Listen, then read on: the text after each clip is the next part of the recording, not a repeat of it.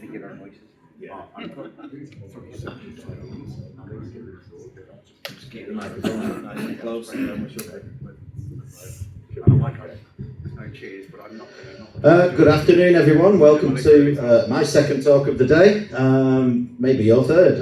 As most of you will know by now, I'm Mike James from the Retro Gaming Roundup podcast. We've been putting out monthly shows for about 16 years. I'm also the author of Smoke and Mirrors, the official story of the Retro VGS and Coleco Chameleon. I'm also a volunteer at the Northwest Computer Museum.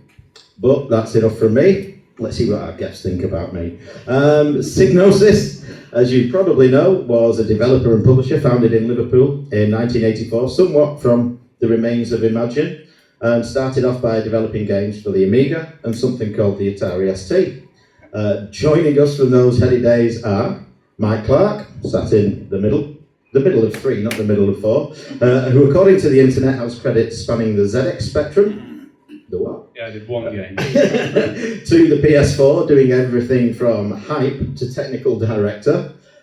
Chris Stanley has, at the end there, has credits spanning DOS to the PSP and ranging from chain-smoking playtester to technical assistance. And sat next to me is Russel K, who has credits spanning the Spectrum to Android and ranging from, as we discussed last night, biscuit muncher to managing director. Some might argue those are the same things. Big round of applause for our guest, please.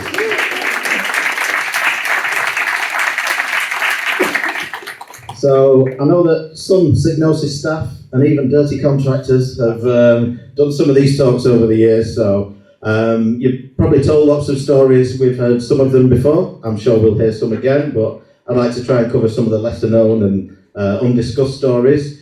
But there is, of course, the elephant in the room, the lemming-shaped elephant that I'm sure will crop up at some point. But before we get to that, can each of you tell us how you found yourselves emerging from either school or other jobs and arriving at the offices of Psygnosis, maybe even one of these buildings behind you? Or in front of you if you start there. Yeah. Oh, yeah. Go on, one of you go. Chris, go. All right, go on, I'll start first. So way back in early 1990, as a 17-year-old lad, I managed to bag an interview at Psygnosis after it was suggested by actually my IT teacher at school, who knew what a massive nerd I was, and I was kind of heavily into the Amiga scene at the time. Used to be in groups writing demos, and so I didn't even realise Psygnosis was local to me, because I live up on the Wirral, if anyone knows where that is, and Psygnosis was just over the other side of the Mersey in Liverpool. So I actually wrote a CV and a cover letter, and I made a demo disc of a few of the things I've been working on and posted it over to Psygnosis, just on the off chance there was something available. So if anyone remembers actual letters made out of paper, it was, and amazingly, a couple of weeks later, I got a response inviting me in for an interview with one of the producers, John White. So headed over there and had a really good interview. The main thing he was worried about was he was equating me being on the demo scene to me being possibly a massive hacker and duplication of games, which I suppose we all were back then. So I had to convince him that that wasn't the scene I was involved in at all. Which, to be fair, it wasn't. I was in it for the love of the demo scene and just the creative side of it. And a few days later, lo and behold, they offered me a job. So I went back in and they said, what's available at the moment, what we're really looking for, if you're interested in, is a test role as a games tester.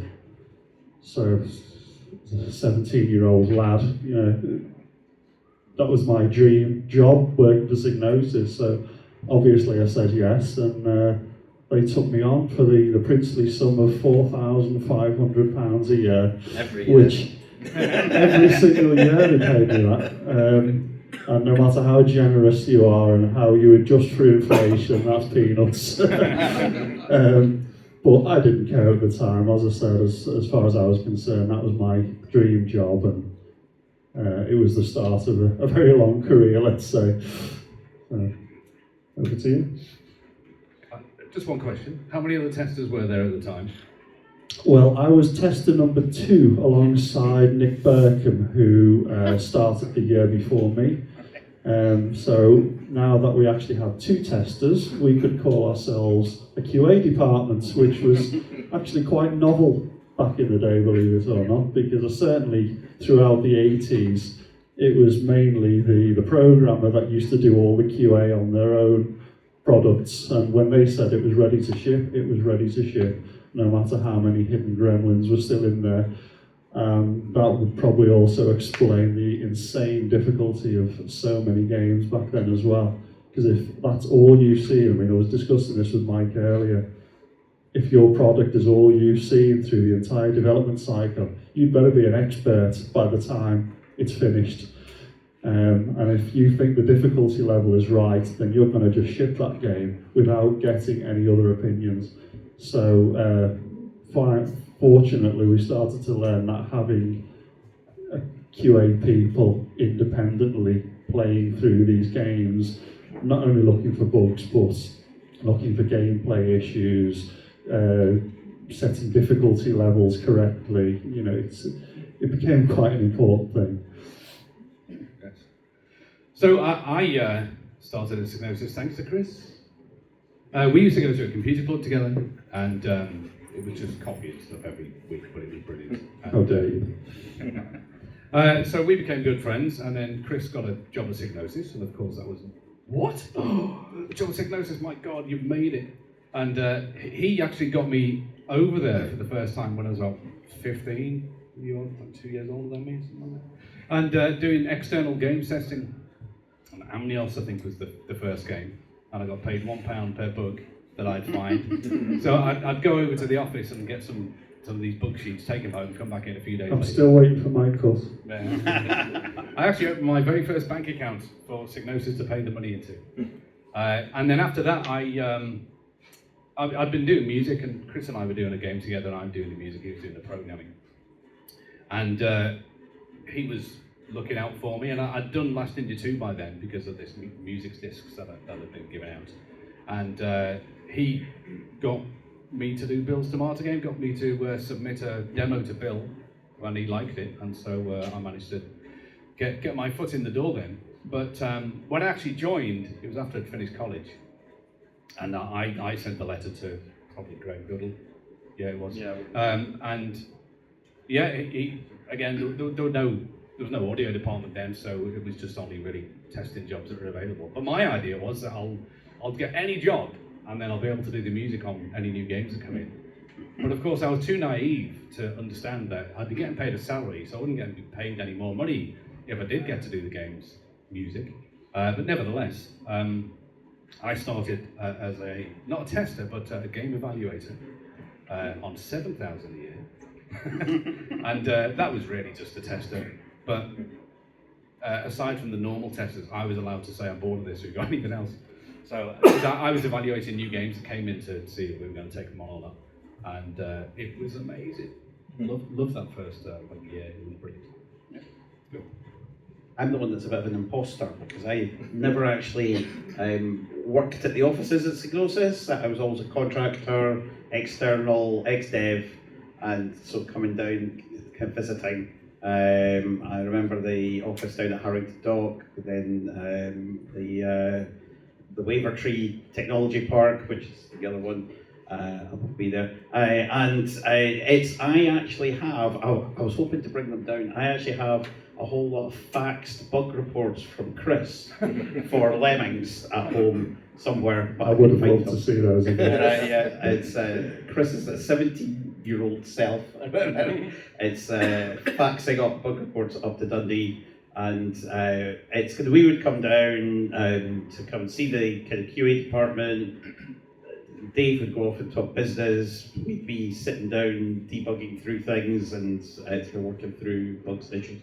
I remember coming down for I was meant to stay one night so I didn't actually have a lot of clothes with me. I ended up staying for 2 weeks trying to work out how to fix the blog.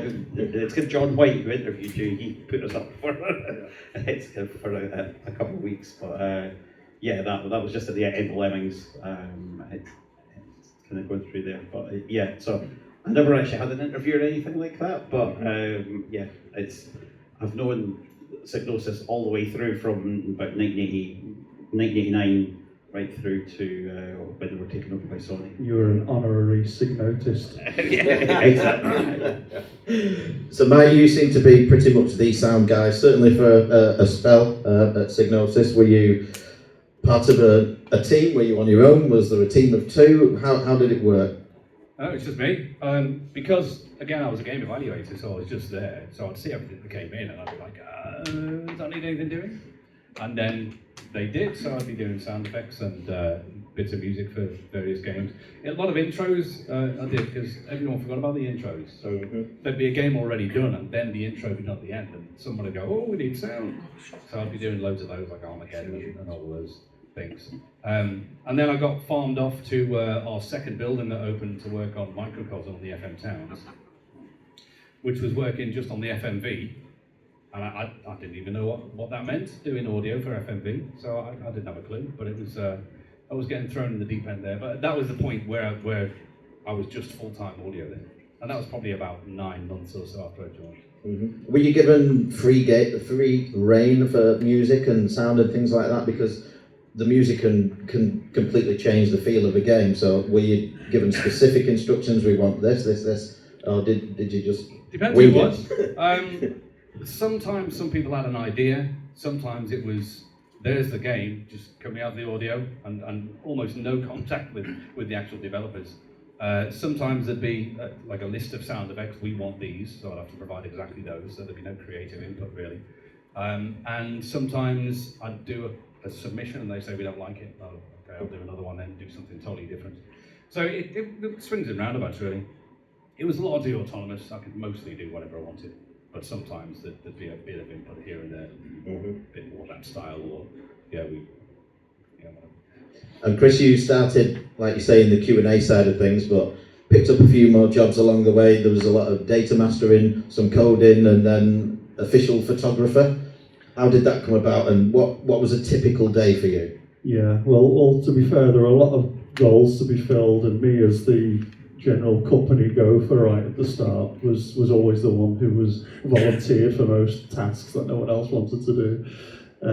But to be very fair to them, they were very supportive. Psygnosis, especially John White and our late MD Ian Hetherington.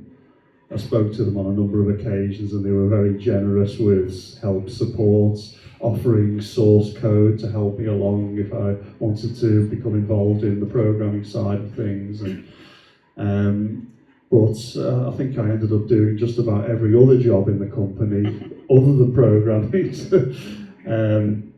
So yes, I mean, they had me on occasion running up and down the country, visiting various developers, backwards and forwards to Reflections up in, was it Gateshead? Gateshead. On a number of occasions, backwards and forwards down to a company in Daventry called Disc Copy, who used to handle a lot of disc duplication. So yeah, there was so many different jobs over the years that I did, and as you mentioned, yes, photographer as well.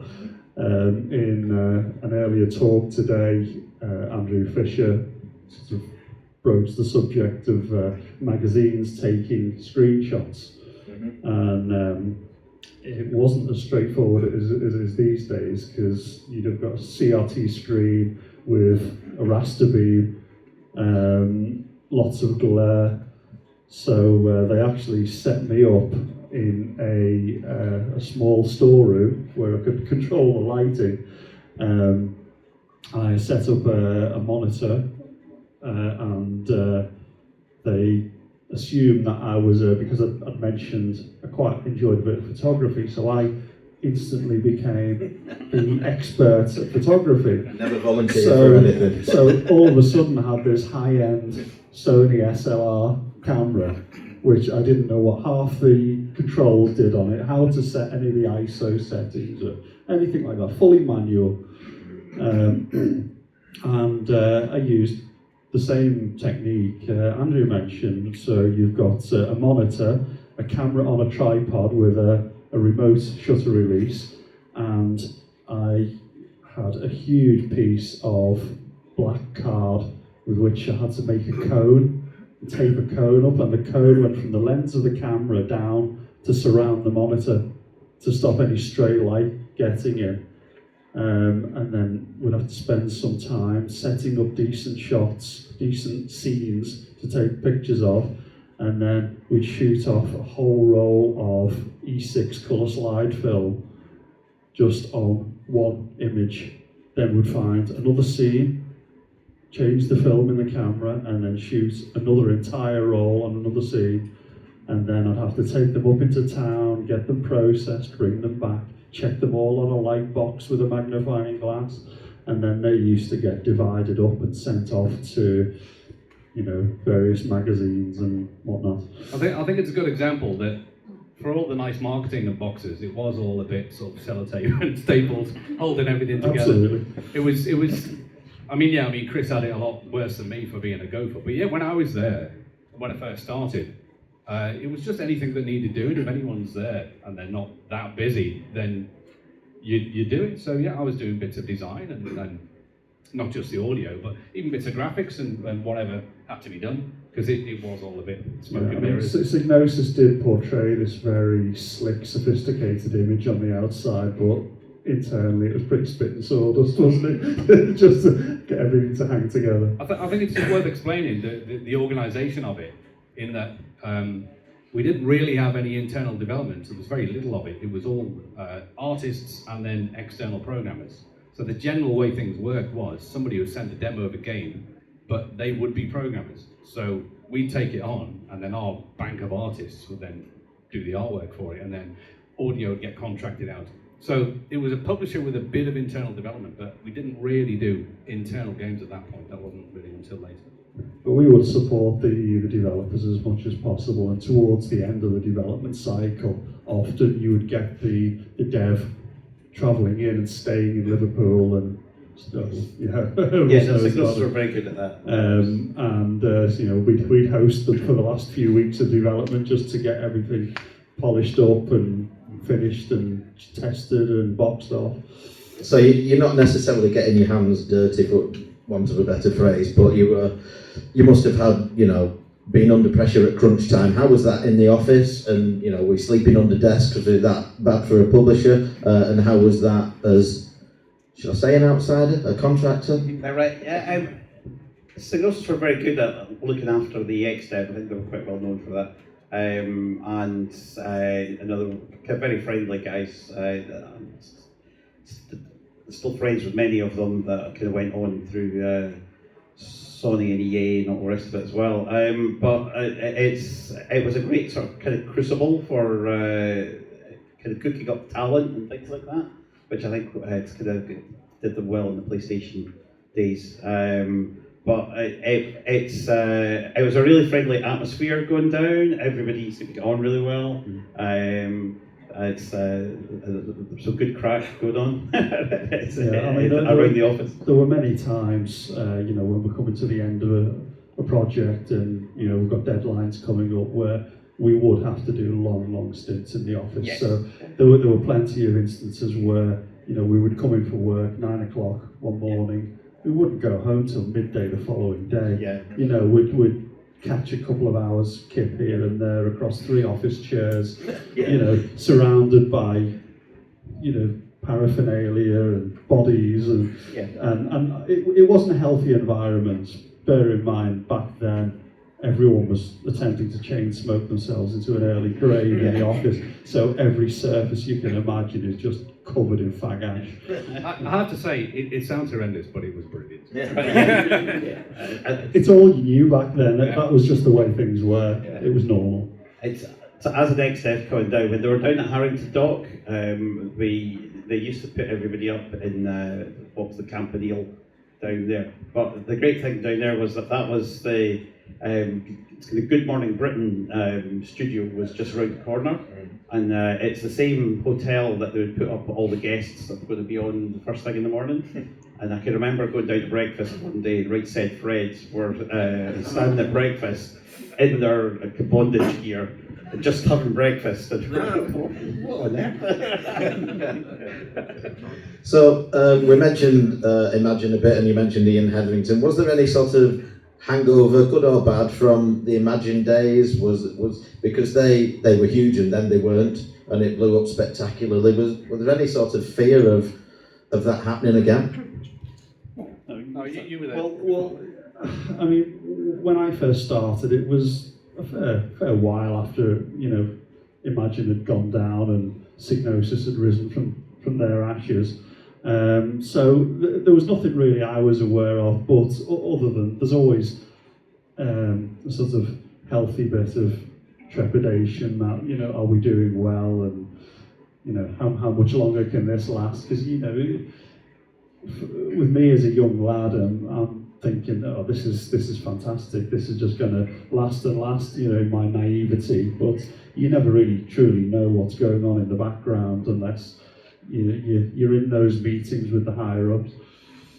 I mean, most of the devs were a bit younger. I think we weren't really involved with Imagine at all, so it was all new to us, and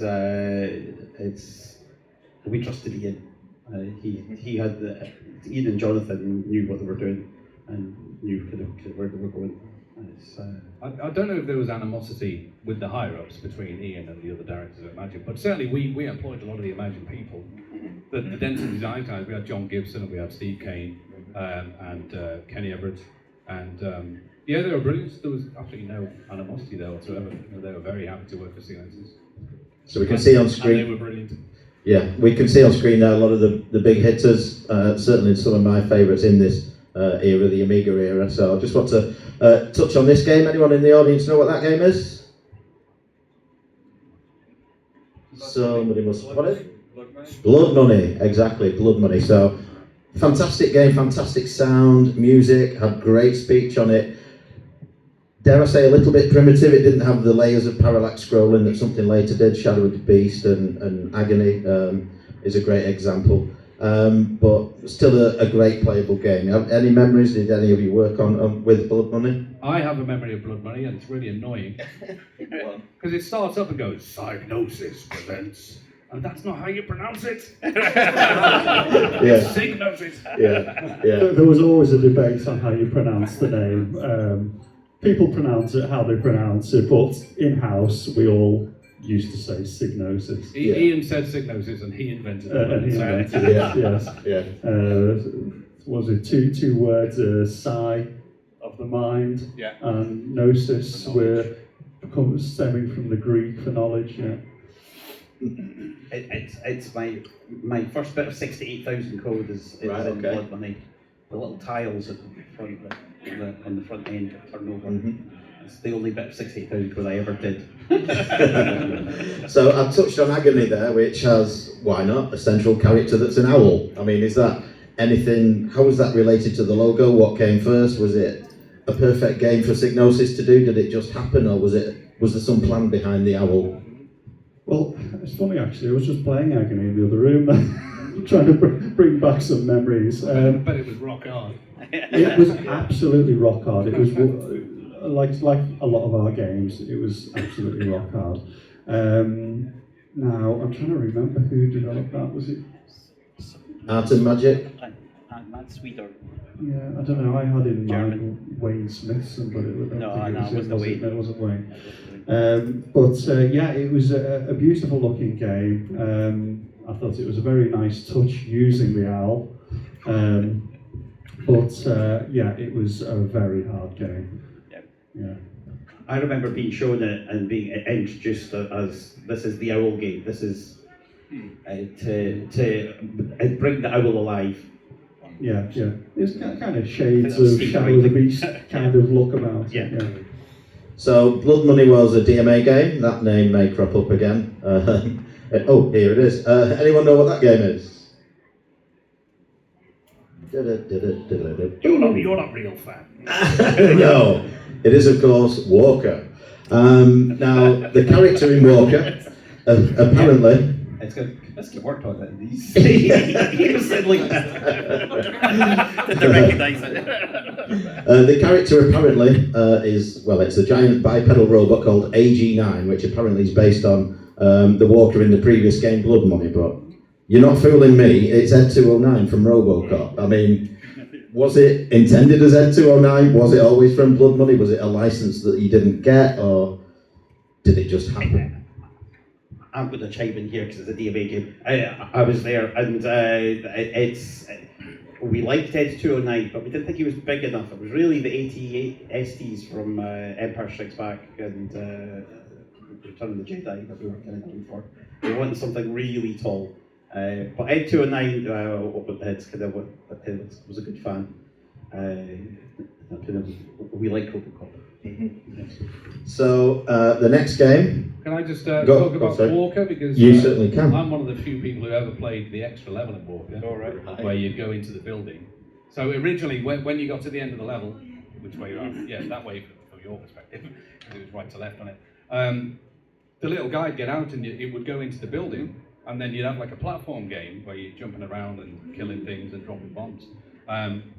Maybe you can say why that got killed, because it was really good. But I remember very specifically, because there was a proper show-off bit, because you could zoom the camera in and out of the platform level. Never seen that before. It was really impressive. And when it came out, a few months later, I was quite disappointed with the fact that wasn't there anymore, because it was really, really good. Does anyone actually remember the intro sequence to Walker? This is actually from it. I thought if I include a screenshot of a level, people will get it too easily. Well, obviously, no one wants the intro. Main memories of Walker is watching Jim Bowers design that, right? And that was an amazing thing to watch. How he was a creative guy, very talented. Jim was amazing. He did Shadow of the Beast 2 intro and all sorts of things. Yeah. He basically spent all of his days there on Cinema 4D on the Amiga, just recreating Star Trek and Terminator, and he was amazing. Just spending forever rendering each frame of animation. You could do that kind of thing in real time, no problem at all now. Well, one of the other things about Psygnosis with regard to art is that one of the unique, well, I don't know how unique it was, but it seemed unique, that none of the artists were game artists. So they were all hired from fine art courses. So they weren't bothered really about the pixel nature of games. They didn't try to do game graphics. They just tried to express their art on a computer. And I think that really was one of the things that made Psygnosis a real graphics show. They all had their own signature styles as well, like Garvin Corbett's, with the characters massive with big feet.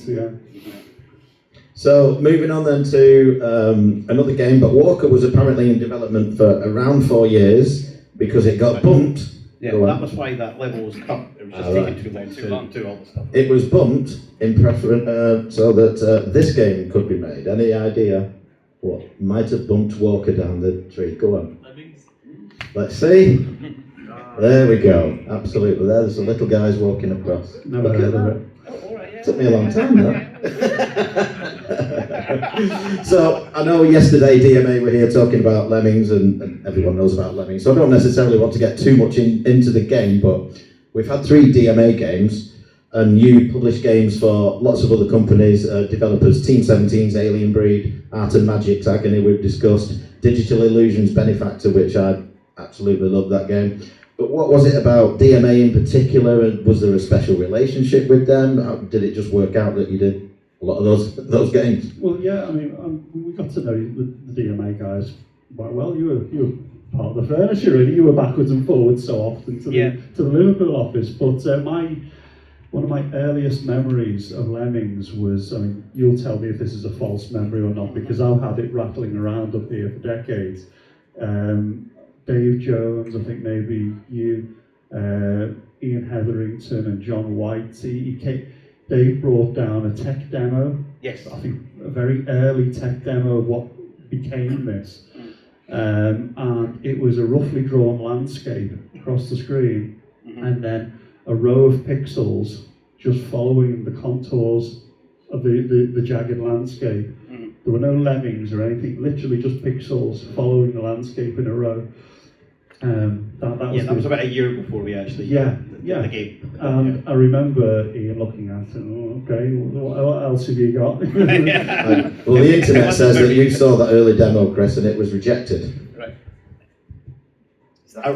To start off with, Psygnosis didn't know what to do with lemmings. They did reject it to start off with, but then once we got gameplay and things like that in place and the rest of it, then they obviously picked it up. But yeah, it's for most of its development, that we'd done most of the game by the time that Psygnosis picked it up. But it was a bit different for the time.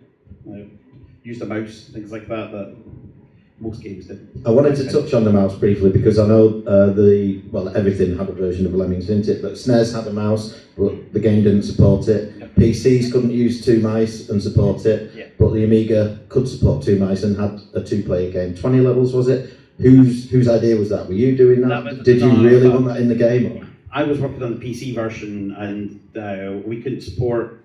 Well, there was 2 things. We couldn't support 2 mice on a PC just because the mouse drivers didn't have that at all. No matter who we asked, we couldn't find the information it's going to put that in place. But we also couldn't do the scrolling because we didn't have any hardware assist on the actual scrolling side of things, and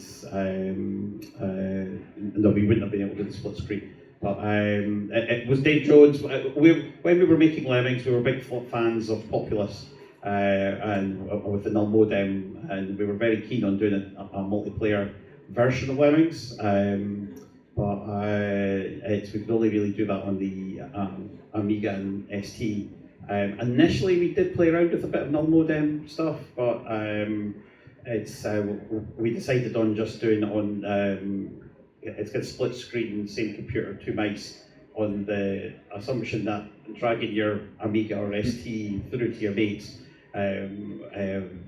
wasn't going to be that popular, but actually just taking your mouse around to your pals to play is would be. So that's kind of where we landed on that one. But It's a pretty genius move, to be honest, just needing the additional mouse.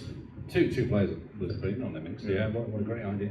I do remember Chris talking about Lemmings when it actually appeared, because I wasn't working there at the time, and you kept mentioning it. This is going to be amazing. I wasn't busting any confidentiality. I didn't know what it was, and it wasn't until the demo went out to shops, because I was working at a computer shop at the time, and so I got that demo, and it's phenomenal. Yeah, it was really like nothing else.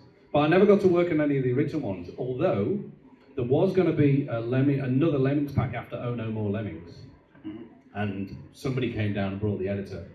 So, which was written in Amos, by the way, which is pretty clunky. No, it was. It worked. Yeah, it was built into the game. It wasn't Amos, but it was built Oh, into well, the game, right? there was an Amos one though. All right, okay, that wasn't us then. Oh, okay. Okay, all right. Anyway, I was going to do this data pack, but that never happened. So I did get to play around with the editor. There were some additional ones, the Christmas ones, and there was a couple of those, I think, there and was some one I additional ones. mentioned yesterday. There was a book club version Yeah. of Lemmings, limited edition thing, and I was asked to design some levels for that. So I did have some first-hand experience with the editor as well. I actually found it quite good. It was very much like Deluxe Paint, where you can grab big brushes and paste big chunks of scenery in pixel-perfect locations wherever you want. You're effectively creating a big, long bitmap image for the Lemmings to walk across. It's a shame you didn't work on the sound mic. I did want to talk about the sound because one of the things that amazes me about a game like Tetris, it's got this tune and you never seem to turn the music off and get annoyed of it. But it's less than a 30-second loop and it just repeats constantly. And Lemmings, I don't know how long the loop is, but you never get tired of the music in any of the versions. That's debatable. Yeah. I was going to say, as one of the developers, you definitely do get tired of the music. As a player, you never get tired of the music in Lemmings. I think they're all about 1 minute, but there are enough of them. I think that's the key thing. Yeah. You spend time on a level, and then you start to associate the music with that level. As long as you've got enough of them, so it doesn't repeat too often, then it doesn't get that annoying. I mean, some of the levels are really difficult, so you'd be there for hours on one level. I would hope that you'd turn the music off then. Silence is golden. Yeah, from memory, there's about 10 to 15 different tracks, depends on the platform that you're on. And we kind of randomized all the tracks up so that you didn't get to, no, it was always this music, that level, that sort of thing. So we tried to kind of do that. And I remember on the ST, there's some it's kind of tricks for the hackers, because the actual it could check to see whether or not it was a hacked version was actually in the music code, not in the main game code. So it all depended. With the track of it, there you go. So yeah, if you're hacking Lemmings, that's where you put. We did actually put some sneaky code into quite a few games back in the day. Do you want to tell us a bit more about that? Do you remember much about that? Yeah, what kind of things you did? Basically, it was, we had our various ways of detecting whether the game is playing off a copied disc. And it doesn't just outright not work. It will maybe allow you to play up to a certain point, and then there might be a deliberate glitch, a deliberate bug, something which stops you from progressing any further. Was it Psygnosis that stopped you saving? Was that not you? There may have been one, I can't tell you which one it was, but it was always quite amusing when customers would call the helpline and say, look, I've reached this level and, this is happening. I just can't get past this level. Or the next level's not loading, it's coming up with an error message. Are you playing on a genuine disc, an original? Oh, of course I am, yeah. Okay, well, no problem. If there's obviously a problem, you've always got to give them the benefit of the doubt. So if you pack up your disc, post it back to us, and we'll send you a new one by return post. Oh, I can't really do that. Is there any chance I could just photocopy the disc and fax it to you? Yeah. So I know we're at a Commodore event, but I can't let you go without just touching on the PlayStation. And I've got a little sneaky question here for Russell. Yep. Aimed specifically at one man who I know will listen to this later. You worked on the PlayStation version of Myst, and the question is it a game or is it not a game? Okay, let's have that. It's definitely an experience, yes. No, I got roped into it. It's basically, I think Psygnosis had promised that they would do this version of Myst for Europe. It's kind of weird, because on the PlayStation there is actually another version of Myst, which was sold in the US, but I think the one that I did is on Europe and Japan. But yeah, it was sold to me as, oh, this will be easy. Because it's all an interpreted thing. You just need to write an interpreter and it'll all just work. Yeah, that was rubbish. I had to build it all from scratch. But it was quite interesting because it was doing all the low-level video stuff, things like that for PlayStation. So yeah, there was a whole lot of stuff that Psygnosis were well known for with microcosm and kind of all CD video code, things like that. So yeah, that was quite interesting. I didn't know you did that. Right. I did the sound effects. All right. Oh, cool. So just I just got handed a disc of stuff. Just continuing on to that then, how did you find in general the move from the Amiga to the PlayStation, particularly now you've got at least 650 meg, maybe 700 meg to fill with data? Yeah, I think it's worth addressing the period between the Amiga and the PlayStation. That period, I mean, when the Amiga, our last game on the Amiga, Exit, wasn't really there wasn't really that much time between that release and the PlayStation. But before that, we'd switched on to doing more hardware stuff, and mostly the Mega CD. This is after we got bought by Sony, and we were doing a bunch of film tie-ins to Sony and Ubisoft, and that whole period was just awful. It was just horrendous. I think one of the reasons was the technology was so bad.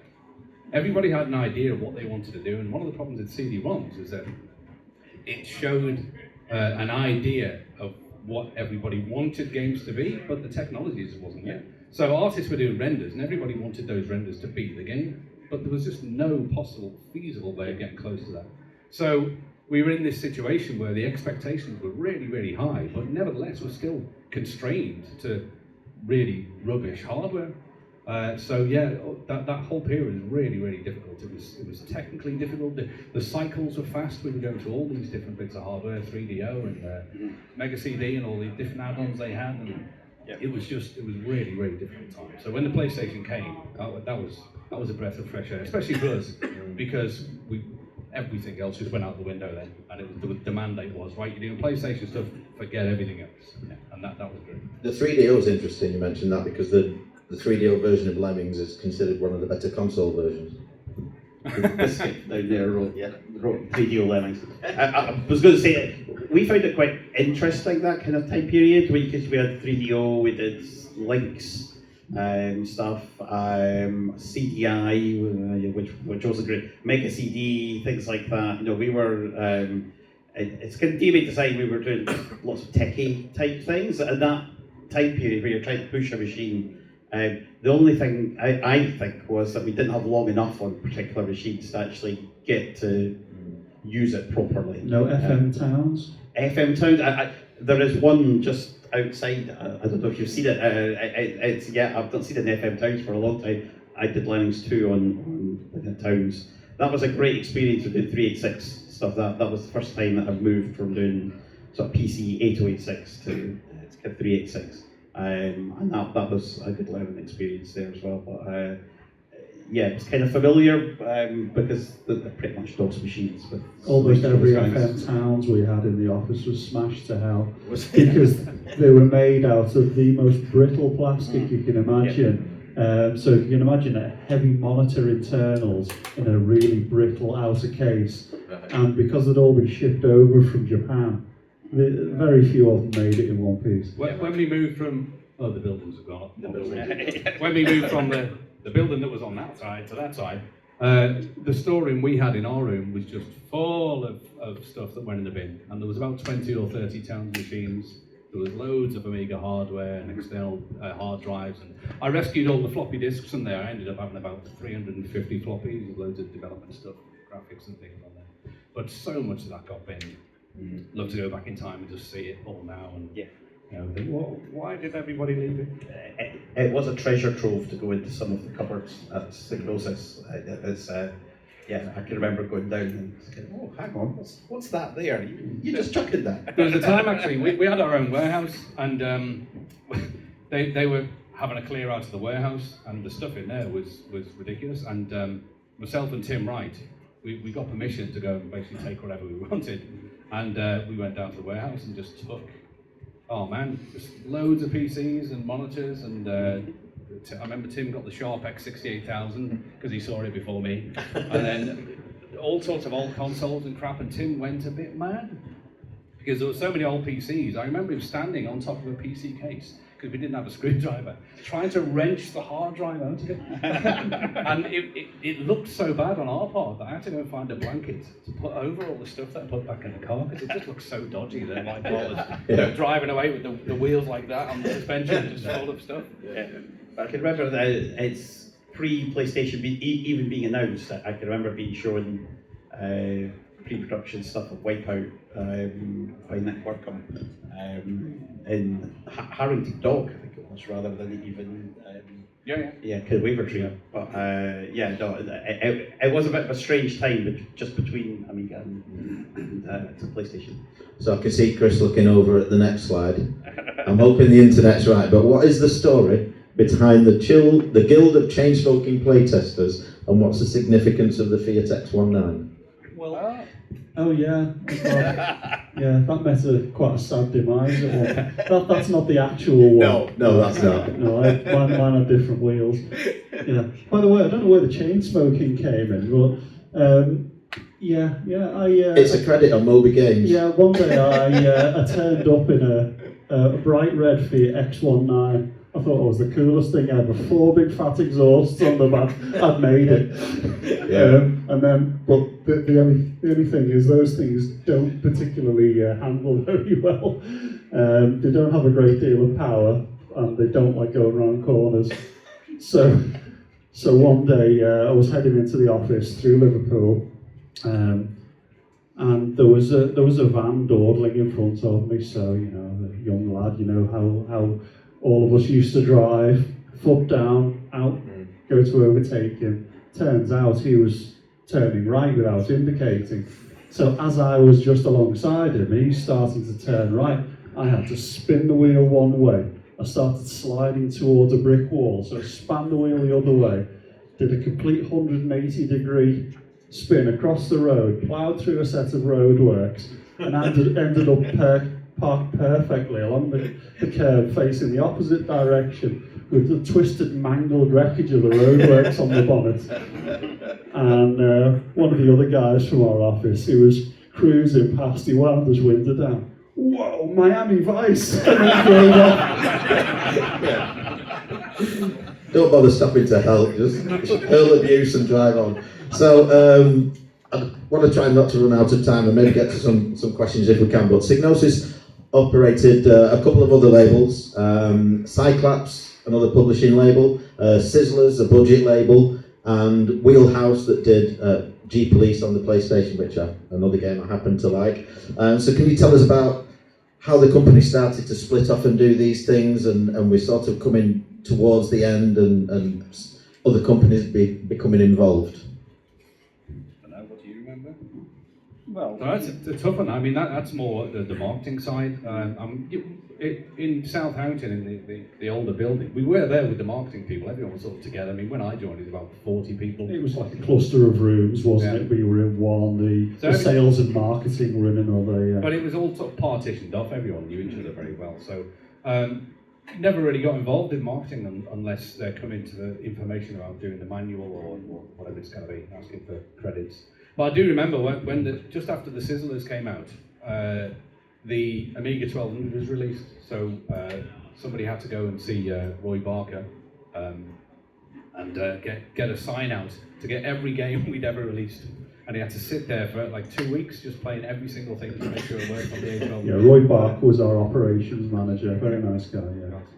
And as he liked to keep reminding us, he had a famous brother, Clive Barker. All right, author? The Clive Yeah, Barker. The Clive, right, okay. So, by the way, the other link with Clive Barker there, the guy who did the prosthetics on Nightbreed made the lemming suits that we used to have going around ECCS. So some other companies got involved then. I don't know if you have any memories of this period. So in 1998, Psygnosis' European operations were bought by Eidos Interactive. That same year, the US operations was folded into Sony's 989 studios, and then of course Sony started to become a bigger player in Psygnosis. So what kind of happened around that era? Were you all still there? Was it the beginning of the end? Did you think, oh, this is good, this is not good? How was the office around that time? Yeah, change is always a worry. One of my ex-managers used to have a catchphrase he loved to use: fear change. he was an optimistic sort like that. Yeah, there's always a lot of apprehension when big things like that are changing. But I mean, by then we'd moved into Napier Court, hadn't we?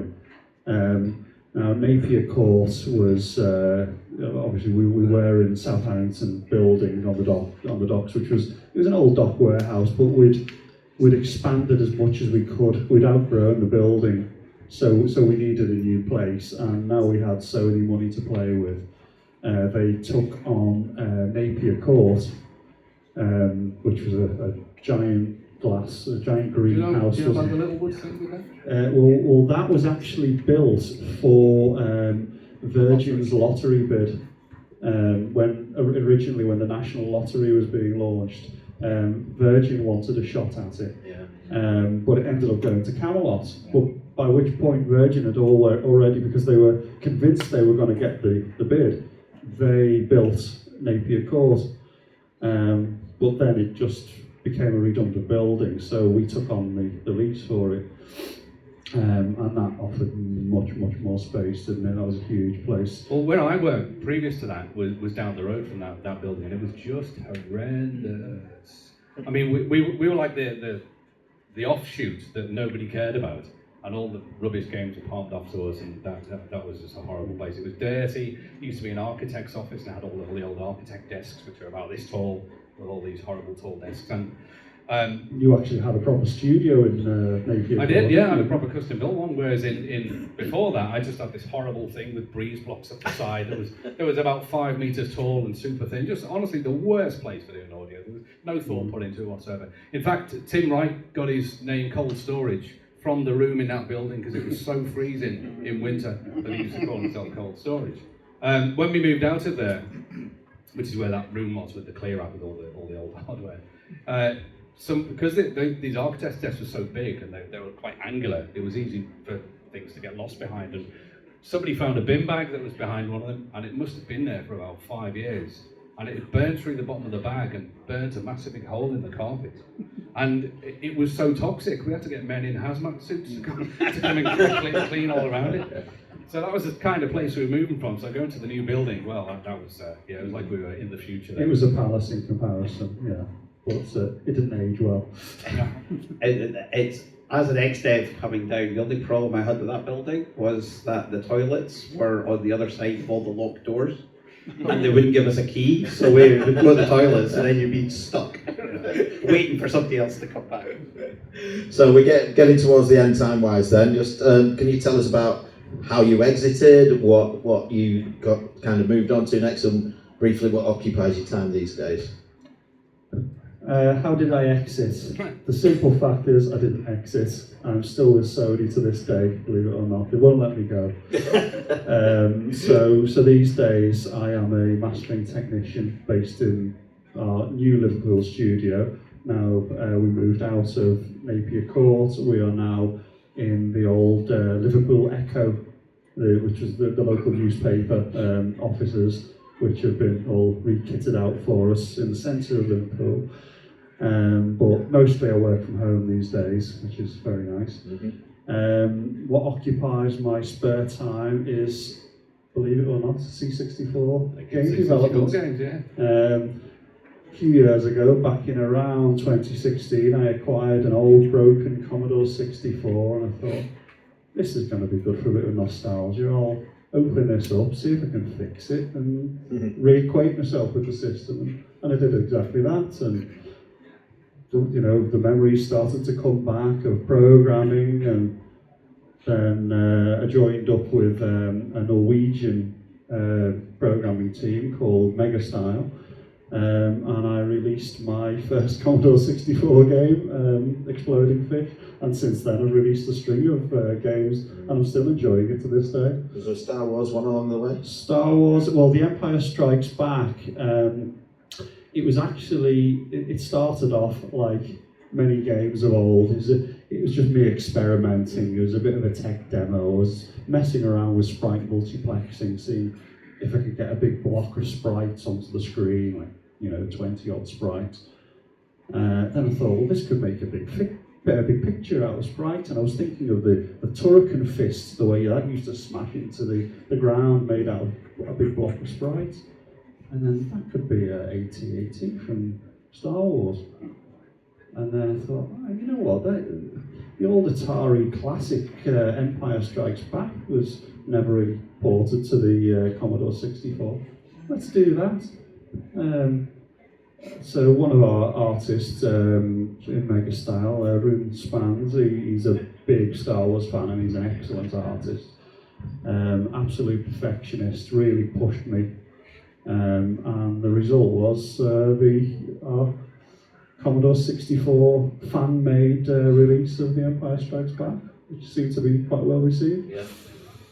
Mike? Sorry, I was just thinking, it's amazing if you go and see it. I mean, what a technical showcase that is. What a great piece of work. Yeah. So I got kicked out in 1999 in the big Sony call, where Sony basically came in and said, we're sick of you spending money. Get rid of 300 people. And then about 3 months later, they came in and did it again. So in that second batch, I got made redundant. Didn't know what to do with myself because I was straight out of college, went to work for Psygnosis, and I was part of the furniture at that point. So I was walked out by security. I mean, how humiliating is that? The funny thing is, you see, I was the last one. There was a big meeting where everyone got told they were getting laid off, but I came in late because I was a lazy bastard. So yeah, I'm just there fiddling away, and then one of the managers comes in, honestly looking like his whole family had just been killed in a fire because he just had to let like 300 people go, and that was it. And I left. And I went to a pub in Liverpool and just thought, what the fuck do I do now? Yeah. it was awful because I'd been quite into it, I suppose. I mean, I'd been totally Psygnosis, Sony focused, and so I didn't know anybody else in the industry, so I didn't know what to do. So anyway, I ended up going freelance for a couple of years, and then bounced around a few things. I got more into programming. Ended up running a company with a mate of mine for like 10 years as technical director, and then I wanted to do AAA games again, so I got back into audio programming, and I've been doing that for like the past 8 years now. Russel? It's well, the last thing I did with Psygnosis was Formula 198 way back, and We were discussing yesterday that wasn't the good one. It's not the good one. You're right. We took over from F197, and they were meant to give us the source code to F197, but they gave it to us about 2 weeks before we actually mastered the game, so that didn't really help too much. So we had to rewrite it all from scratch, which is why it wasn't particularly good. But anyway, while we were doing that, EA decided they were going to do an F1 game, and cleverly, Psygnosis hadn't actually tied us up for the next version. So when they offered it at half the price of what we did for F198 for, we went, nah, we're going to go with EA. So we ended up doing all the EA games, and then I think that EA asked me who was good at Psygnosis, and I think Kid went and it's going to stole half those people as well. So yeah, that was the last thing that we did with Psygnosis, but I carried on doing games with EA and Still to this day? well, these days I'm at Game Maker, so I head up Game Maker, so yeah, do lots of indie stuff, things like that. So yeah, if you don't know, it's a tool that allows you to make games. It's a bit hammering. That's why it's called Game Maker. Yeah, exactly. Yeah. Have we got time for questions? Or Yeah, got 5 minutes. go on then. We can take some audience questions if you want to put your hands up. Drum roll, will the mic work? My esteemed assistant, or am I his assistant? I don't know. Will make his way over with a microphone. You can steal one of these if you want to. Yeah, I'll have to. Yeah. Just so unreliable. If you want to grab the cable one there, that's what you want. Thanks. Hello, yeah, great talk. Lovely to see you guys here today. We all obviously are here because we love the old games, and we've all got a lot of fun and enjoyment out of playing those games.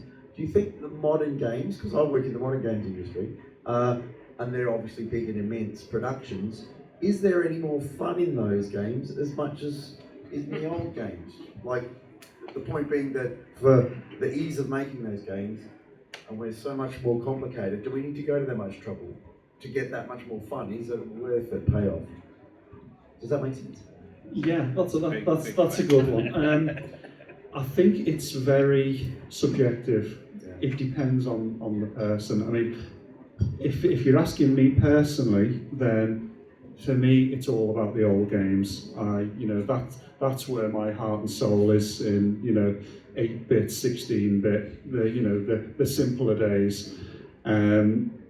Technically, obviously, they can't hold a candle to modern gaming, and especially the younger generation who grew up with more contemporary gaming, they'll just laugh when they see the old stuff that we used to love.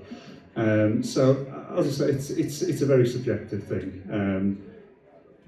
It just depends which angle you're coming at it from. Yes, modern games are incredibly impressive, immersive, vast worlds to explore. You can lose yourself in them. You can lose months of time playing them. You couldn't So really. do we in the old games? You could, but to a different degree. Yes, yeah. But it just depends on the person. Everything works in cycles. I mean, if you want to rekindle the old way of doing things, you can now. I mean, it's easy to do that. Which we are. Well, exactly.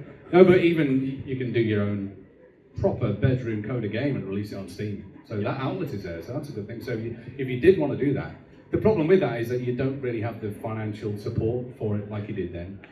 Because you could get a game through a publisher would fund it. So you would have that little environment with 2 or 3 people and making that game.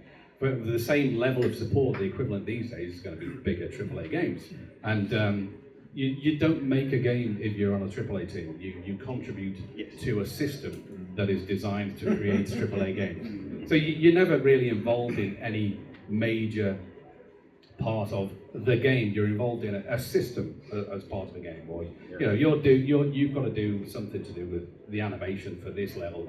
You will only ever be a small cog in a large machine. Yeah, I mean, a game. The biggest game we worked on had a 6-year development cycle and a 300 million budget.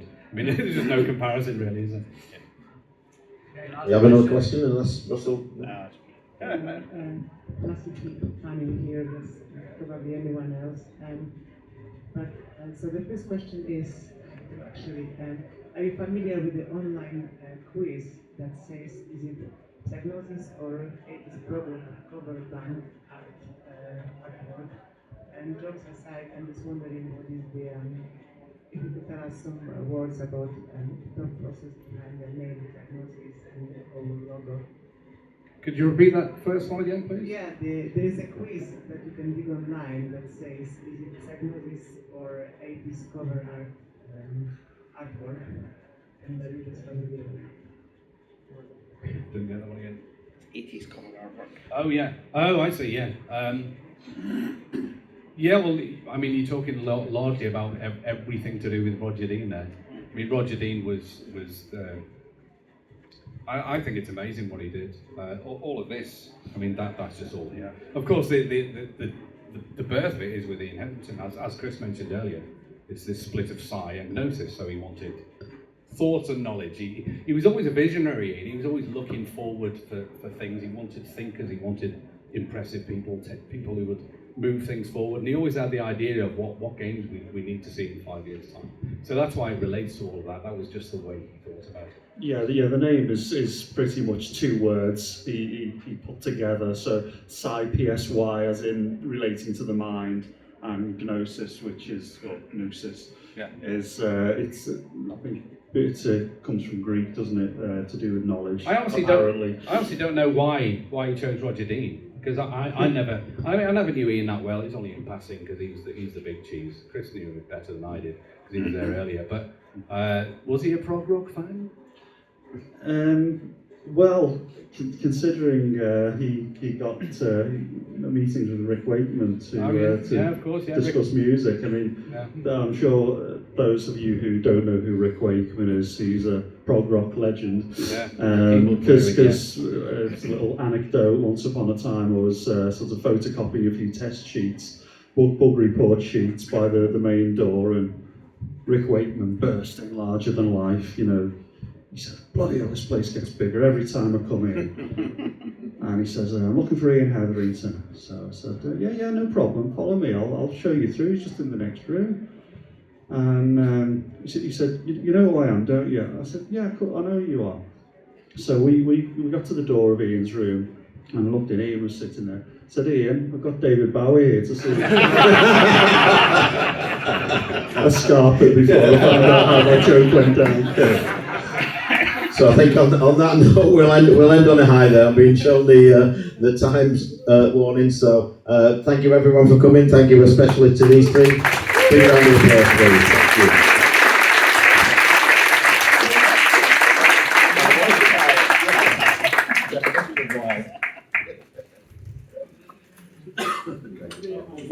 you.